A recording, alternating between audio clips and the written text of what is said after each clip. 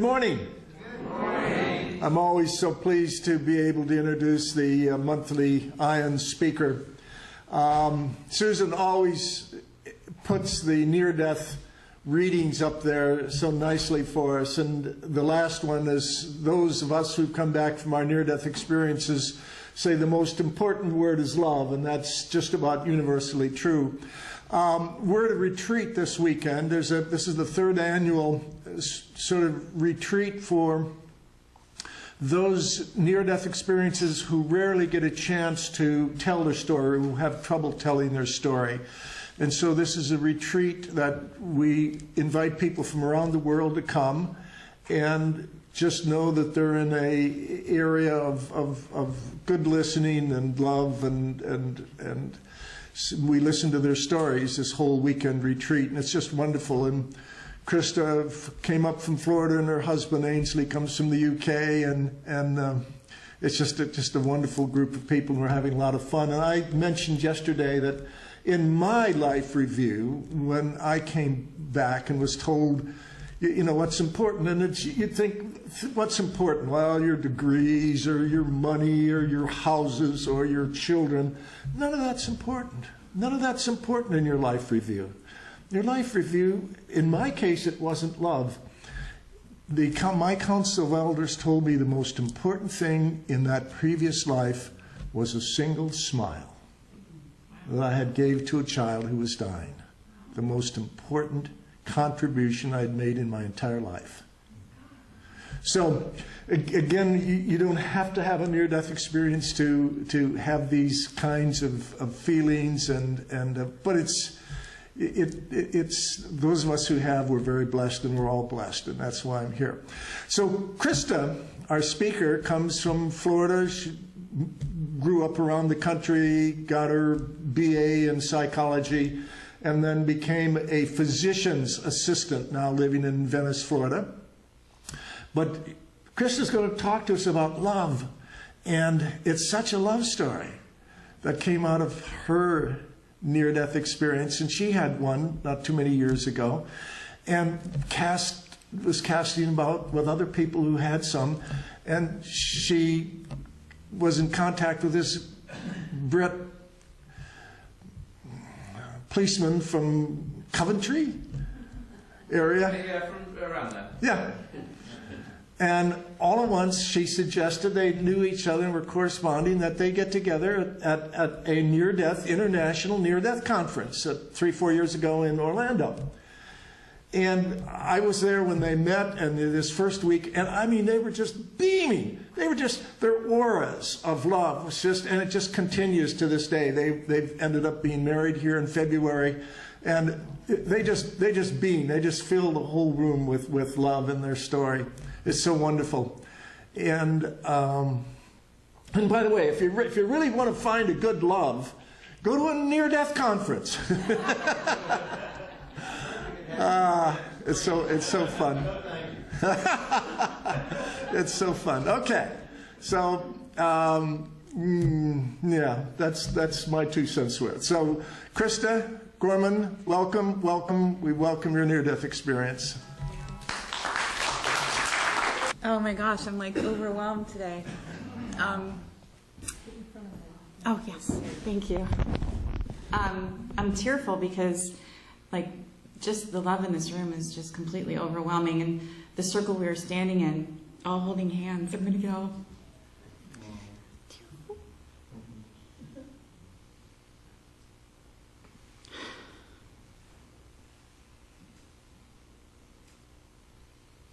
It truly is what it's all about. I'll start with a little bit about my near-death experience I had in 2000 when I was in labor with my daughter. I suffered a cardiac arrest, basically. It was a cardiac arrest, and they had lost my pulse for about 8 minutes.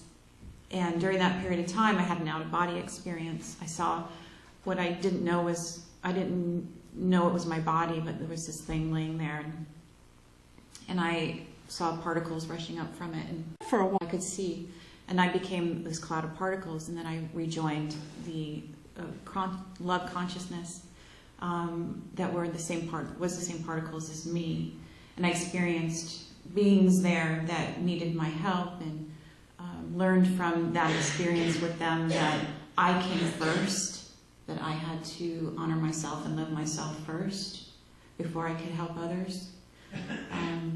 I was brought into a space that was this gorgeous landscape where I was one with nature, and I learned all the answers to all the questions I'd ever had in my life, and it didn't matter what the question was, but it was always boiled down to love. And I was that love, and I had the choice to come back, and I made that choice. At the time, I didn't know why. It didn't matter. But what I realized, and what I was asked to do by my guides there, was to share what I learned there. And so that's what I did, am doing, after about 10 years of really struggling with it. I had just graduated from my physician and assistant training program as very science-based thinking and being. And while I also knew that, there was this other kind of thing there that informed us all, but I didn't really know what it was. And so I spent 10 years really suffering with this desire to be this, not just love, but love in its deepest, purest form, and to really express that to everyone in some way. And I didn't really know how to do that in this physical body, because I was reintegrated into a life where ego was prominent, and the ego was my reflection of my love, and at the same time I felt like it worked against me. So I sort of just tried to get back into my life and live my life, and all the while I do this because I felt like I had to push the NDE to the back of my mind and just live my life as I did before somehow. But it kept niggling at me every single day. It was there, it was there, it was there, it was there. And finally, after a significant event in my life where everything sort of stopped and became very, very real and very clear to me that I had to integrate that experience into my life and be that love. But how was I going to do it in this world? I found meditation and began meditating, and that's when the answers came. In those silent spaces where the allowing was there. From there, I wrote down some things that helped me live my life, because my science part of myself I needed a guide, I needed a blueprint. Give me instructions, give me an algorithm, and I can follow it. So these things, I call them 12 principles for daily living, and they're just little bullet points, one word really, that helped to sort of bring me to that space of being what I was in the afterlife in this body, in all of my interactions. And mixed in with that is the law of attraction, is really understanding and practicing my powerfulness here and intending my life, because I deserve it. I deserve to have the things I desire, and I never felt that way before. My NDE I said this yesterday, it was the law of attraction in action, all the experience that I had in it. But I didn't know that until I had heard about the law of attraction years and years later, and then I started to make the connections and piece it all together and understand it better and further integrate it into my life. So the place that I've come to is that my NDE is now my guiding force. That love is my guiding force. And since I've allowed it to manifest, these amazing things are happening. I was married for a long time, 17 years, to the father of my daughter. Now my NDE happened when my daughter was still in my womb. And the connection that she and I have. Now, she doesn't recall anything, and I'm smiling because she's so cheeky, as Ainsley would say.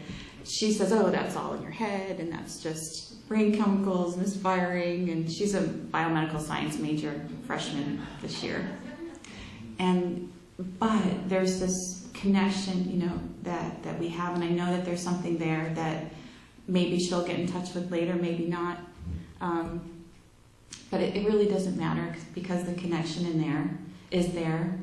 And once I found that, you know, I was able to integrate my NDE, my connection with her deepened and became just fuller and broader and tiny, and it just grew and just became this more beautiful thing. I was able to open myself up even more to the love, and Ainsley and I became connected through a Facebook group. Thank God for the internet. It's connecting people in such profound ways, and he and I found one another through a series of synchronicities, and I love synchronicities. You know, it's like that's the vitality, one of the vital elements of this life, and the things that bring so much joy to me. He and I were able to connect, and we found ourselves in one another. And I know there's couples here that can identify that, and even people, you know, just good friends in your lives, you know, just family. We have that. We have those profound connections when we open ourselves up to that love. So Ainsley and I have spent the last probably 3 years on both of us furthering our journeys. You know, he's in the UK, I'm in the States. So our communication is via, you know, video and texting and phone. We have been able to heal the parts in ourselves that may not have been able to be healed otherwise without this connection. And for me, it was about allowing that love to integrate into me even further. I, like many of us, and I'm speaking, I say I, but it's all of us, I struggled with self-love my entire life. I struggled with it after my NDE. My NDE gave me so many answers, but it didn't teach me how to live in this world. Again, I had to sort of figure it out, feel my way through it. But this agape kind of love is something that helped to really bring it all together for me. And what we've been able to help heal in one another and heal in ourselves through the other, it's brought us to this point today where we're sitting here. You know, if I think back about all the little mini miracles that occurred to bring us here, it just blows my mind, and it reinforces so deeply the divine nature of who and what we are, and the beautiful, loving intention that, and I call it the universe, that the universe has for us, always lifting us up, always supporting us, and helping to guide us, using us back to ourselves. I'd really like for Ainsley to also speak a little bit about his experience in all of this. The one thing that I would like to say, sort of closing in my own experience, is that I found that the more I open up and the harder it is, the more I know I need to open up. And that the further expanded I can become, the closer the connections. And that's what we're here for. We're human, you know, humans having a spirit, in a body having a spiritual experience, really. And it's about relationships here. It's about our relationship first with ourselves, and then outward from that are relationships with one another, and having that innate connection with one another. I can look at all of you and I'm one with you. And I couldn't have said that even 5 years ago, after having that experience in the afterlife. But through that healing, through that connection with another, that deep connection, I've been able to expand that out. And that's the vitality of life. And I'm so grateful to be here and to be looking at all of you, looking at your eyes and your faces and feeling the love in this room. You're so lucky to have one another to share with. So thank you so much for listening to my story. And I would really love if Ainsley could just say a little bit about his perspective on things. Thank you. Good morning. I hadn't really expected to be stood here today, and to be fair, like Neil said earlier on with the retreat, I wasn't sure whether I was going to be able to be at the retreat. I am just at the back end of recovering from testicular cancer, and that part of the journey I'll talk about sort of in a few minutes. But I managed with the universe and with love to engineer being able to be here before I have my chemotherapy. So I'm very glad to be here, very glad to be looking at all your faces and smiling with you and loving with you. My experience sort of spanned over a period of 20 odd years. I was run over when I was 13. I was hit at 40 miles an hour. And like I said yesterday, for anyone who knows any statistics on that, for a child of my age and my size to be hit at 30 miles an hour, I would have had an 80% chance of surviving with an injury. At 40 miles an hour, it's an 80% chance of not being here at all. So for me to be stood here is a blessing, and if that was all it would have been, then it was a miracle in itself. Basically, my left leg was destroyed below the knee, and one of the miracles that happened in the hospital was that there was a doctor at the hospital who wasn't meant to be there. He was only on a conference, but he was the top bone specialist in Europe, and he wanted to look at my case. Normally what would happen is that they would pin the bones back together, and then I probably would have had a cage, which would have meant that I would have had a permanent limp, and by now I might well be in a wheelchair. So I certainly wouldn't have been able to be a police officer. I wouldn't be able to help the people that I help on a daily basis, and I probably wouldn't be here. Certainly wouldn't be here talking to you guys. The thing with my experience was that I didn't remember it at the time. I didn't remember being run over. I didn't know why I was in the hospital. I didn't know why my leg was in a cast. The only thing that I did have, which was interesting, was that I couldn't wear watches again. I'd had a watch given to me for my birthday that year. That had been broken in the accident, and my parents bought me another watch. I put the watch on, and within a couple of days the watch stopped and didn't work again. Next watch came, and that happened successively throughout my life until I sort of understood why. Other things happened as well with CD skipping, and I've managed to break a camcorder, and hopefully I won't break this one. But my experience came back to me through hypnotherapy. Synchronicities happened when I was 34. I had acute sciatica down the left side, and it affected my left leg. And when I went to the osteopath that I went to see for a number of reasons, for different, back healings and whatever else, I spoke to him about this experience of being run over because I was interested as to why it affected the same part of my leg. I then happened to mention that I had no memory, but I had strange instances with electronic equipment and watches and whatever. And he said, you may well have had a near-death experience, you just don't remember it. One thing led to another, and I found a hypnotherapist who, when I first spoke to, was like family. It was like I'd known this person, and obviously I have known this person on many lives. We realised that sort of since we'd been brother and sister and all sorts of things, we have that sort of relationship. It's fabulous.